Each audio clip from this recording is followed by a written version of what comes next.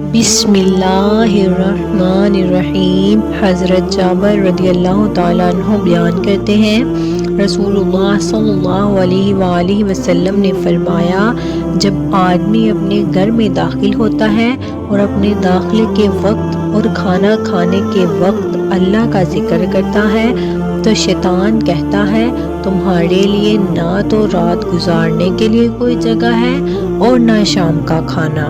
اور جب آدمی داخل ہوتا ہے اور اپنے داخلے کے وقت اللہ کا ذکر نہیں کرتا تو شیطان اپنے ساتھیوں سے کہتا ہے تم نے رات گزارنے کی جگہ پا لی، اور جب وہ کھانا کھاتے وقت اللہ کا نام نہیں لیتا تو وہ کہتا ہے تم نے رات گزارنے کی جگہ پا لی اور شام کا کھانا بھی کھا لیا۔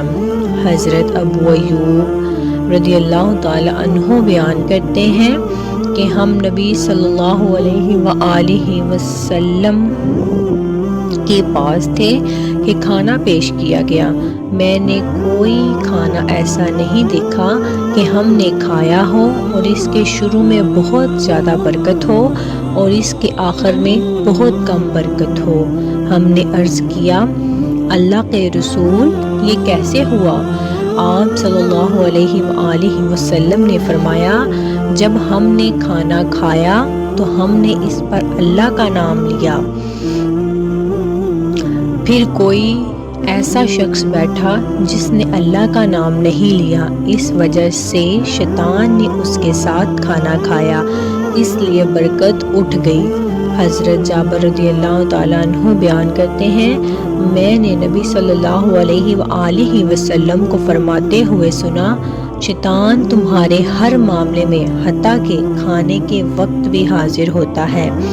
جب تم میں سے کسی سے لقمہ گر جائے وہ اسے صاف کر کے کھا لے اور اسے شیطان کے لیے نہ چھوڑے، اور جب فارغ ہو جائے تو اپنی انگلیاں چاٹ لے، کیونکہ وہ نہیں جانتا کہ اس کے کھانے کے کس حصے میں برکت ہو۔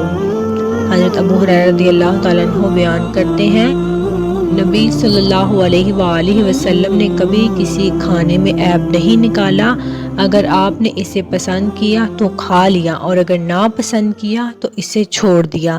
مزید پیاری پیاری ویڈیوز دیکھنے کے لیے ہمارے چینل کو سبسکرائب کریں، بیل آئیکن کو پریس کریں۔ شکریہ۔